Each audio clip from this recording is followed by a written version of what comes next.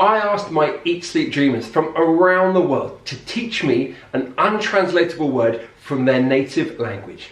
And they did. And the results are magnificent. Hi Tom, my name is Raffaella, I'm from Italy, so my language is Italian, and I've chosen a word that is very commonly used and I don't think it has a proper translation in English. The word is magari, M-A-G-A-R-I, and you can use it in very different situations. For example, I could say, imagine if you were rich, and I would say, magari, I wish I was. Or you can say, maybe you could have chicken for lunch. Magari potresti prendere del pollo per pranzo. Or you can say, would you like to have a dinner with me tonight? Magari. I wish, I'd love to. I think these are the three main meanings. I hope this is helpful. Thank you. Bye bye. Raffaella, magari, magari. I like it. Now, let me think. I guess we'd say something like God willing or like let's hope so. It seems to me like it's a sort of perhaps or like a maybe, but you're trying to be positive, aren't you? Like it's, you know, there's no guarantee that this is going to happen, but you really hope it's going to happen. So you might say like, oh, let's hope so, or like, oh, you know, God willing. But yeah, again, probably there's no direct translation. Brilliant word. I think I might just start using magari like this. It's supposed to rain, but you know, it might not. Magari, eh? Magari. Hi Tom, my name is Jana and I am from Austria. I'm such a big fan of yours and I love your book, it's amazing. The word I chose is Wanderlust and it basically describes the desire and joy of traveling. And after 1 year of being locked up, I really want to see the world again. And it's quite funny because we don't use Wanderlust at all here, but I've heard it so many times as especially Americans seem to love it. Thank you so much and have a nice day.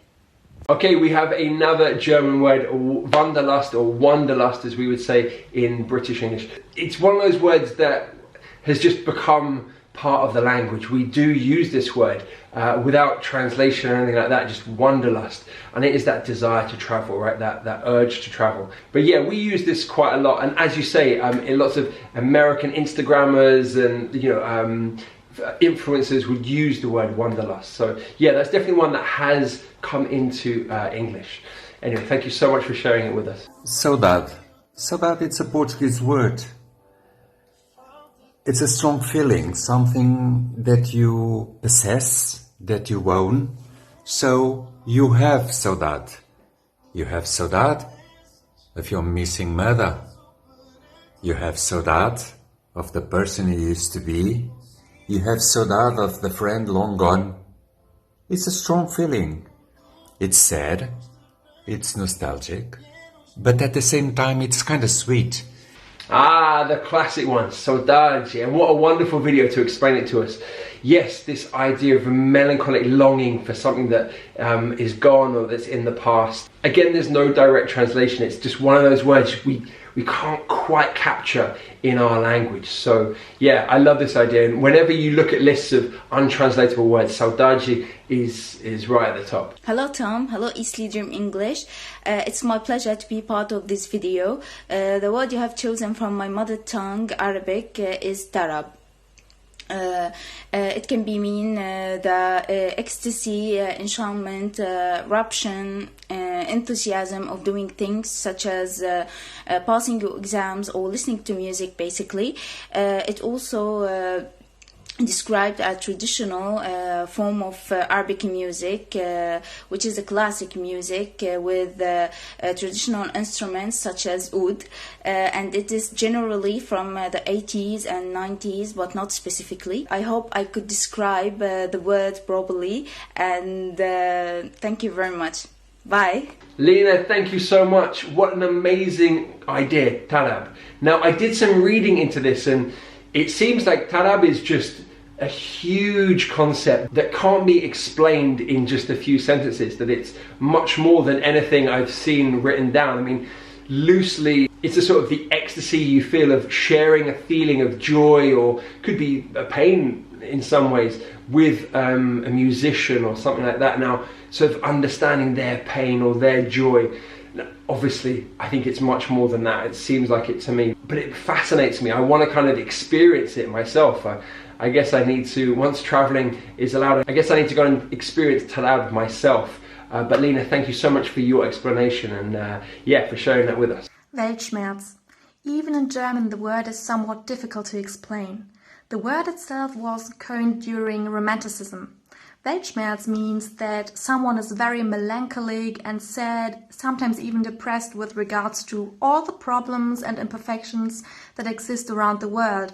And the knowledge that you as an individual can't do anything about it. And that you know there are some issues, but you can't help fixing them, and that causes a kind of melancholy and Weltschmerz. Weltschmerz, thank you so much. Another fantastic German word. I guess maybe we would say like a world weariness, just like a, yeah, you're just so like troubled by the problems of the world and there's no way of solving them yourself. But yeah, we don't have a specific word that translates, and yeah, a really interesting concept that Germany has there. So thank you again for sharing that with us. Yeah, right now, I'm just feeling really Weltschmerz, you know? I just look at the news and it just depresses me. If you want to take your English to the next level, check out my book, A Really British Guide to English, where I share loads of fantastic British English words. Hi Tom, it's Misty from India and I live in Kolkata, so my mother tongue is Bengali. There's another thing in all the houses, actually, not only Bonedi Badis, in all the houses we have a thing which is Thakur Ghar, which is a room especially made for gods and goddesses, and we put their pictures, we put their idols, and then we worship them on a daily basis, and also sometimes on the special occasions, so yeah, I think that's it. It's quite a very close thing to me. Misty, thank you so much. Yes, another word that we don't have, I guess, again, because of the concept, and this is a very culturally specific word. So again, a really interesting window into the culture, and specifically in India where you are. So yeah, thank you so much. All right, let's get to the next one. Pennichella in Italian is a short nap that you take after a good meal.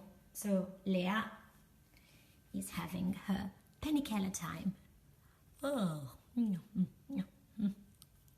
Pennichella time. Who doesn't want to have pennichella time? Thank you, Leah, for teaching us that one. Leah is a superstar. Go follow her on Instagram. I guess we would say maybe a post-lunch nap. That's probably the words that we would use, a post-lunch nap, like after lunch nap, or post-lunch snooze. Obviously there's the concept of a siesta, but yeah, what a great word, pennichella time.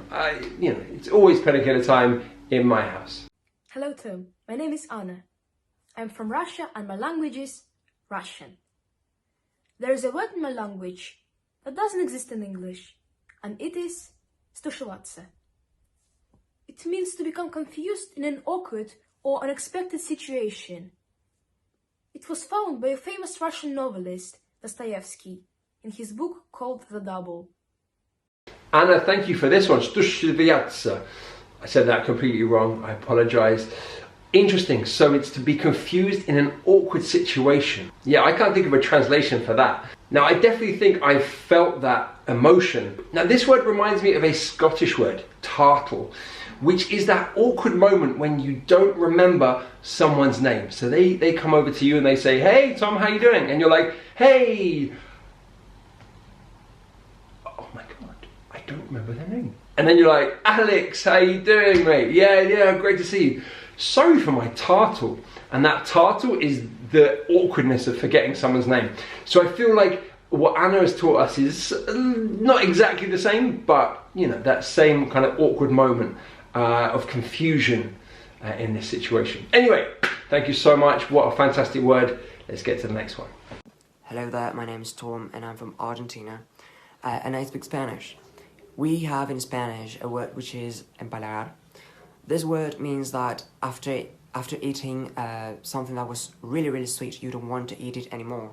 For example, esto me empalago means that we ate some chocolate cake and it was too sweet that we don't want it. We don't want to eat anything sweet for the rest of the day. That's a very curious word, and I think that you don't have in English. Tom, thank you so much. Empalagar, right, so maybe we would say too sweet, if something is too sweet, but then, yeah, I don't know, I guess you guys have eaten so much sweetness that you don't want any more. Yeah, we don't have a word for that. Let's use empalagar, thank you. Until next time guys, this is Tom, the Chief Dreamer, saying goodbye.